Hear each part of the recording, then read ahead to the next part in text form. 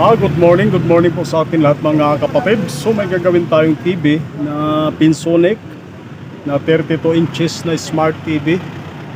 Ang problema daw nito mga bro ay walang power. Sabi ng may-ari, no? So plug in natin. Saksakan niya, plug in natin.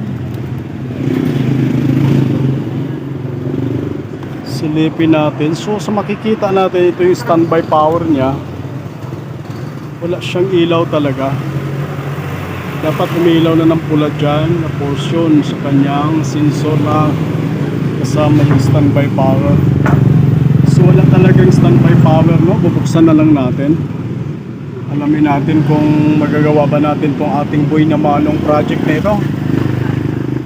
Pinsonic na 32 inches na smart TV. Sana magawa natin to mga bro. Bubuksan na lang natin, alamin natin. Pero bakit may nakadikit na Samsung dito? Samsung panel display. Display panel inside. Galing nga. Pero Pinsonic ang brand. Subuksan na lang natin mga bro. Alamin natin. Subuksan natin mga bro para magkaalaman na kung anong differential itong TV na ito.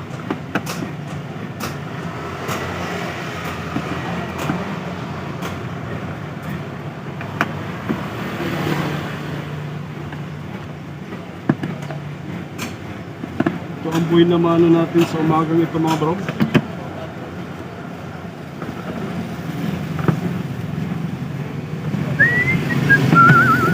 Binubuksan natin.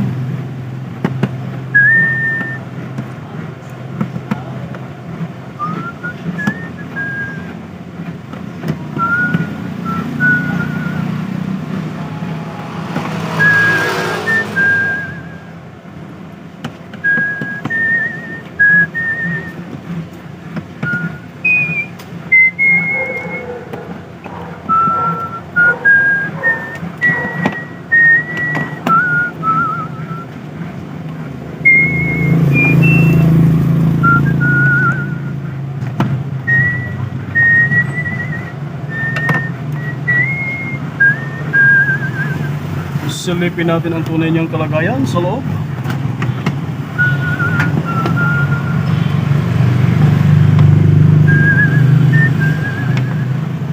Tanggalin mo natin speaker, medyo alanganin. Sana ba may wagang brush natin. So visual check tayo sa ating pinaka motherboard. Kasama na yung power supply nito. Wala naman tayo nakita ang lumubo man lang na ano. Wala man lumubo na capacitor sa ating power supply. So check muna natin pala yung AC cord nya, baka putol naman. So tayo may wagang tester natin. Wala siyang power kasi. AC cord nya sana buhay o kaya sira. Uy, walang palo sana AC cord lang sira nito. Hindi tayo mahirapan.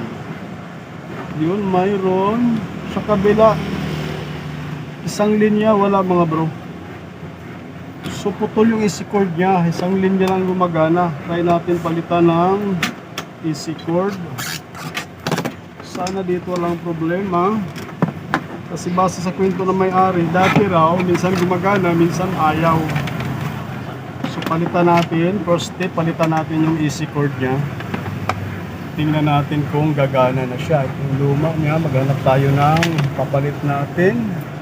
Nasaan na ba yung available natin ng mga AC cord? Pag hinahanap, di na makita. Labas muna natin yung speaker. Gaman siya. Saan na ba yung AC cord na ito na palisting?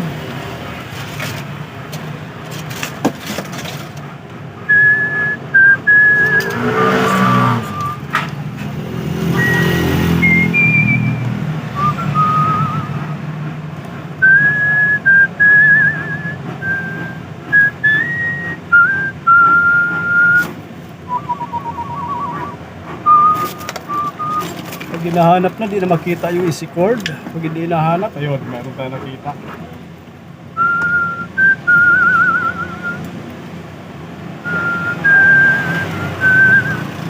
muna natin itong ating papalit, baka sira din.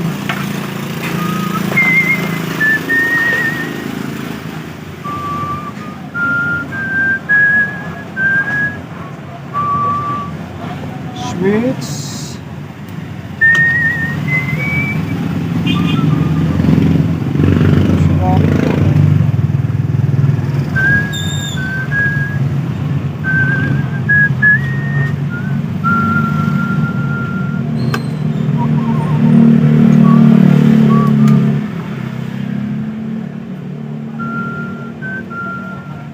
Yan, buo. Wala. Yan, buo ito. Try natin i-plug in. Alamin natin kung magka-power na ba siya.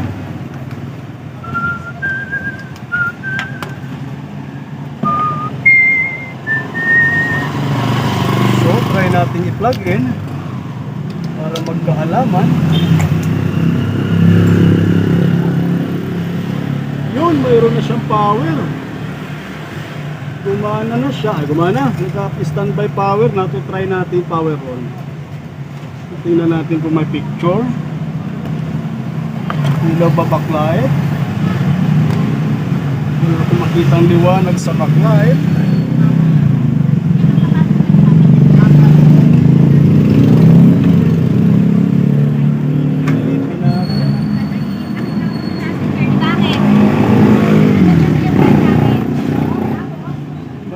Nag-blow na siya. Hindi ko makita yung backlight.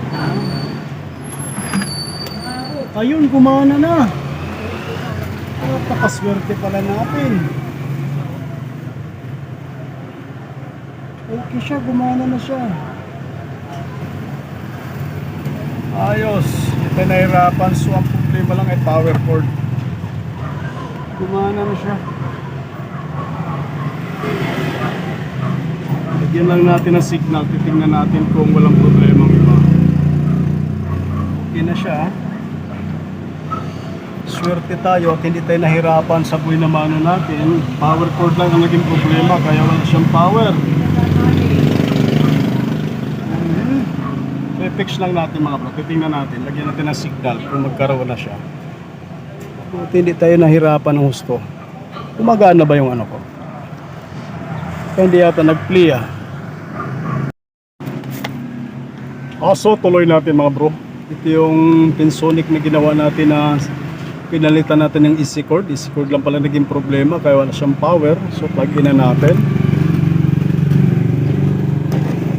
Ayun, umilaw na siya sa baba. Kita niyo mga bro. Yan, focus ko lang. Power on natin. Yan, nag-blow na siya. Yan, nag-blow na siya mga bro. Pensonic. Kita natin Pensonic niya mga bro. Hintayin lang natin lalabas. Tingnan natin kung naka-audio video para kalagyan natin ng DVD player. Android na pala ito mga bro. Hindi pala ito smart lang. Android TV na to. Maganda pala ito na TV. Latest na pala ito dahil Android na. Yun, naglo-loading na siya. Yun. Ayun lang, naka-TV pala ito mga bro. So kailangan natin ng remote pala nito para mailipat natin sa audio video. Hindi kasi dinala yung ating customer ng remote. Ililipat natin sa video para lumaki rin itong picture niya. Kasi pag walang remote yan, hindi natin mailipat yan. Hindi natin mapalaki yung picture. So try na lang natin yan sa TV Plus. TV Plus! Remote, subukan natin ipasok sa Universal para mailipat natin sa audio video para matesting natin na maayos. Yan, naka-ano lang yan, antina. Pag nilagyan natin ng antina yan, lilinaw yan. Try natin lagyan ng antina. Wala pa kasing antina yan, kaya reception niya ganyan. Subukan ko lang. Protection. Yan, nilagyan ko na siya ng konting antina. Maliit lang, yung lid lang nilagay natin. Tuminaw na siya kagad.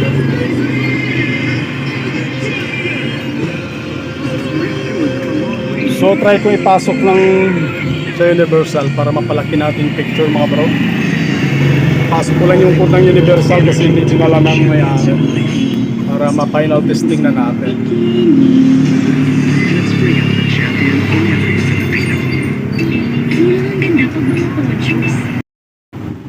So final testing na natin to mga bro para matapos na. Ayaw pumasok dun sa universal ko. Luma kasi itong universal na remote ko. So may remote naman yung may-ari nito. Siya na lang bahala. So power on natin. Yan. Sunig natin mga bro. Tinry ko yung universal ko. Isang oras na ako. Hindi ko makuha. Hindi may pasok dahil medyo Android na kasi to. Medyo hindi siya kasi medyo luma to na universal na ginamit. May bintak kasi yung bago kong universal remote mga bro. So may remote naman doon sa may-ari daw nito. Kaya madali na lang niya i-operate pa. Ayan kasi pag ganyan kasi mga bro, pag wala kang remote, hindi mo siya mapalakingan. Kailangan i-enter mo yung OK niya para lumaki yung picture tapos may lipat mo yung audio video. So maraming salamat mga bro sa inyong panonood. Palagi sa ating ina-upload ng mga video. Magandang tanghali po sa ating lahat. At least okay na siya. Saksakan lang ang problema. Yung AC cord lang ang naging problema niya. Napakalinaw na siya. Yan, medyo malabo reception yan dahil antena lang ginamit natin mga bro. Pero at least okay na siya. So maraming salamat mga bro sa palaging suporta nyo sa ating mga ina-upload na video. Thank you. Nararamdaman ni Reyna, hindi siya mag-iisa.